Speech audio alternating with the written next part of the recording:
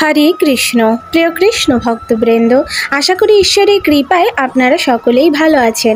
আজও আমি আপনাদের মাঝে উপস্থিত হয়েছি আরও একটি নতুন শিক্ষণীয় কাহিনী আপনাদের শ্রবণ করানোর উদ্দেশ্যে। তো আসুন শ্রবণ করা যাক। রাধে রাধে। নারদ বিষ্ণুর পরম ভক্ত।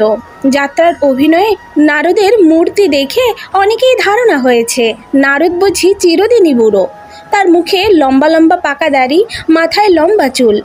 কিন্তু নারদ যে একদিন তরুণ যুবক ছিলেন তা কেউ ভেবে দেখে না। এই নারদের একদিন বিয়ে করবার ইচ্ছাও হয়েছিল। বৈকুণ্ঠে বিষ্ণুর কাছে গিয়ে নারদ বিয়ের অনুমতি চাইলেন এবং একটি সুন্দরী পাত্রীর সন্ধানও জানতে চাইলেন। বিষ্ণু বললেন, অযোধ্যার রাজা অম্বরীশের একটি সুন্দরী কন্যা আছে। নারদ, তুমি গিয়ে সে রাজার কাছে কন্যা প্রার্থনা করো। এদিকে পর্বত নামে একজন তরুণ ঋষিও বিষ্ণুর ভক্ত ছিলেন।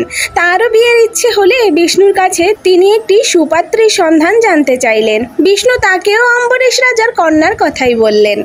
অন্যদিকে নারদ অম্বরীশের গৃহে গিয়ে তার কন্যাকে বিবাহ করবার প্রস্তাব জানালেন।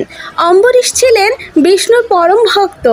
তিনি নারদকে খুবই আদর করে বললেন, ঋষিবর, আপনি 2 দিন পরে আসবেন। আমি মহিষী ও কন্যা শ্রীমতীর সঙ্গে এ বিষয়ে একটু আলোচনা করি। নারদ 2 দিন পরে আসবে বলে বিদায় নিলেন। তারপর এলেন পর্বত ঋষি। বিষ্ণু ভক্ত অম্বরীশের গৃহে তারও খুব সমাদর হলো। পর্বত ঋষি কন্যা প্রার্থনা করলে রাজা বললেন, কিছুক্ষণ আগে নারদ এসে কন্যা প্রার্থনা করে গেছেন। তাকে 2 দিন পরে আসতে বলেছি। আপনিও 2 দিন পরে আসবেন। দুজনেই আপনারা সমান রূপবান যুবক।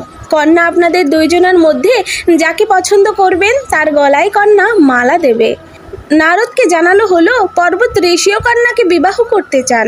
দুজনই যোগ্য পাত্র। কন্যা দুজনের মধ্যে যাকে পছন্দ করবেন তিনিই হবেন রাজার জামাতা। এই সংবাদ পেয়ে নারদ বিষ্ণুর কাছে গিয়ে প্রার্থনা জানালেন, প্রভু, পর্বত ঋষি গিয়েও যে রাজার কাছে কন্যা প্রার্থনা করেছেন।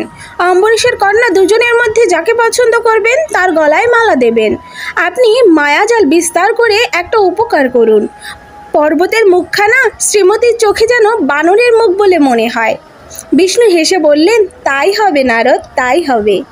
এদিকে পর্বত ঋষিও এসে বিষ্ণুর কাছে ওইরূপ প্রার্থনাই জানালেন। বিষ্ণু তাকেও বললেন, তাই হবে পর্বত, তাই হবে। পর্বত নিশ্চিন্ত হয়ে চলে গেলেন। অন্যদিকে অম্বরীশ বড় বিপদে পড়লেন। শ্রীমতী যার গলায় মালা দেবেন না তিনিই রাগ করে অভিশাপ দেবেন। এখন উপায় কি? তখন অম্বরীশ ও শ্রীমতী 2 পিতা পুত্রীতে প্রাণপণে নারায়ণকে ডাকতে লাগলেন, প্রভু, এই সংকটে রক্ষা করুন। নির্দিষ্ট দিনে 2 ঋষি এসে উপস্থিত হলেন। দুজনে 2 সিংহাসনে বসলেন। 2 ঋষির হাক ডাকে কন্যাকে মালা হাতে কাঁপতে কাঁপতে সভায় আসতে হলো। কন্যার চোখ বুঝে নারায়ণকে স্মরণ করতে লাগলেন। কন্যা দেখলেন 2 সিংহাসনে 2টি বানর বসে আছে। কন্যা বানর দুটির গলায় মালা দিতে পারলেন না। কি করবেন ভাবছেন তিনি।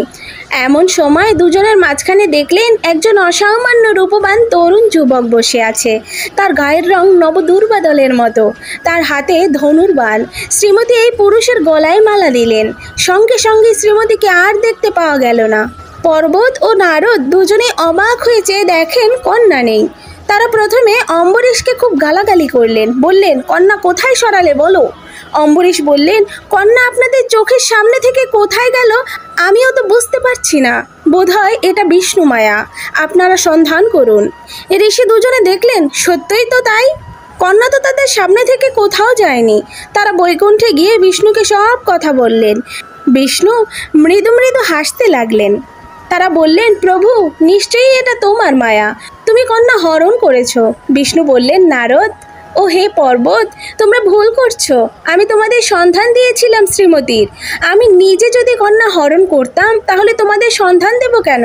তুমি অম্বরীশের কাছে গিয়ে খোঁজ নাও কন্যা মনে মনে কাউকে বরণ করেছে কিনা। সে হয়তো মায়াবী পুরুষ। আর তাছাড়া তোমাদের মুখটি তো মাল্যলাভের সময় বানরের মুখের মতো দেখতে হয়েছিল। নারদ বললেন, সে কি? পর্বতের মুখখানি তো বানরের মুখের মতো দেখাবার কথা। বিষ্ণু বললেন, হ্যাঁ, তোমার প্রার্থনাতে তাই হয়েছিল। কিন্তু পর্বত আমার পরম ভক্ত, তারও প্রার্থনা ছিল। কাজেই তোমার মুখখানাও বানরের মতো দেখতে হয়েছিল যে। তাহলে তোমরা এবার বলো, শ্রীমতীর অপরাধ কি? সে তো বানরের গলায় মালা দিতে পারে না। যাও, তোমরা অম্বরীশের কাছে খোঁজ নাও গে কন্যা মনে মনে কাউকে বরণ করেছিল কিনা। পর্বত বললেন, আমি তপস্যায় চললাম, আমার বিয়ের স্বাদ মিটে গেছে, যাও নারদ, তুমি খোঁজ করো গে। নারদ অম্বরীশের কাছে গিয়ে জিজ্ঞাসা করলেন যে, রাজন, তোমার কন্যা কাকে মনে মনে বরণ করেছিল বলো, নতুবা তোমার রক্ষা নেই। অম্বরীশ বললেন, দেবর্ষি, কন্যা কাকে মনে মনে বরণ করেছিল তা আমি কি করে জানবো? আপনি প্রসন্ন হন, আমার গৃহে আরও সুন্দরী কন্যা অনেক আছে, আপনি যতগুলি কন্যা ইচ্ছে হয় তা বিয়ে করতে পারেন। আপনার জন্য আমি আমার কন্যাটিকে হারালাম, তার প্রতিকার কি বলুন?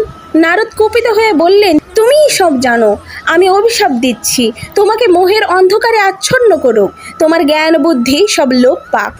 নারদ এই অভিশাপ দেওয়া মাত্রই একটা অন্ধকারের আবর্ত রাজাকে আচ্ছন্ন করবার জন্য ছুটে এলো। তখন রাজন বলতে লাগলেন, হে নারায়ণ, রক্ষা করো। এটা বলেই রাজা মূর্ছিত হয়ে পড়লেন। এমন সময় বিষ্ণুর চক্র এসে সেই অন্ধকারের আবর্তের পথ রোধ করল। তখন সেই আবর্ত বিষ্ণুর চক্রের দ্বারা ত্বরিত হয়ে নারদের দিকে ছুটে গেল। নারদ তখন প্রাণপণে ছুটতে লাগলেন। অন্ধকারের আবর্ত নারদের পিছু পিছু ছুটতে লাগলো। নারদ ত্রিভুবনময় ছোটাছুটি করতে লাগলেন। ব্রহ্মলোকে, ইন্দ্রলোকে, শিবলোকে নারদ কোথাও আশ্রয় পেলেন না। তখন শেষে বৈকুণ্ঠে গিয়ে বিষ্ণুর চরণতলে পড়লেন। তখন মোহের আবর্ত ও বিষ্ণুচক্র দুইটিই অন্তর্হিত হলো। নারদ কাঁদতে লাগলেন। বিষ্ণু তখন বললেন, নারদ শোনো, শ্রীমতী মনে মনে আমাকেই পতিত্বে বরণ করেছিল। তুমিও পর্বত যখন শ্রীমতীর মাল্যলাভের আশায় বসেছিলে, তখন আমি দ্বিভুজ রূপে ধনুর্বাণ হাতে তরুণ যুবক রূপ ধরে তোমাদের মধ্যেই দাঁড়িয়েছিলাম। তোমরা আমাকে দেখতে পাওনি, কিন্তু শ্রীমতী দেখতে পেয়েছিল। শ্রীমতী আমার গলাতেই মালা দিয়েছে। আমি তখনই শ্রীমতীকে হরণ করে নিয়ে এসেছি। নারদ বললেন, প্রভু, তাই যদি তোমার অভিপ্রায় ছিল, তবে আমাকে এত কেন ভোগালে? বিষ্ণু বললেন, তুমি জগতের মধ্যে সবচেয়ে সুন্দরীকে বিয়ে করতে চেয়েছিলে, তোমার নিজের বুদ্ধিশুদ্ধি লোপ পেয়েছিল।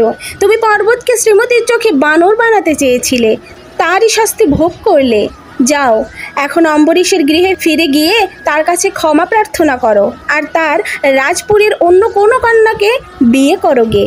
নারদ বললেন, প্রভু, আমার বিয়ে করার শখ মিটে গেছে, আমি আর বিয়ের নামও করব না, চিরকুমার হয়ে থাকবো। রাধে রাধে। গোপলীলা কাহিনী এই চ্যানেলটির উদ্দেশ্য হলো আপনাদের হৃদয় কৃষ্ণ প্রেম ও ভক্তি জাগ্রত করা। আমাদের যে কোনো রকম ভুল ত্রুটি ক্ষমা সুন্দর দৃষ্টিতে দেখবেন, এবং এরকম আরও নিত্য নতুন কাহিনী শ্রবণ করার উদ্দেশ্যে আমাদের চ্যানেলটিকে সাবস্ক্রাইব করে আমাদের পাশে থাকবেন। রাধে রাধে।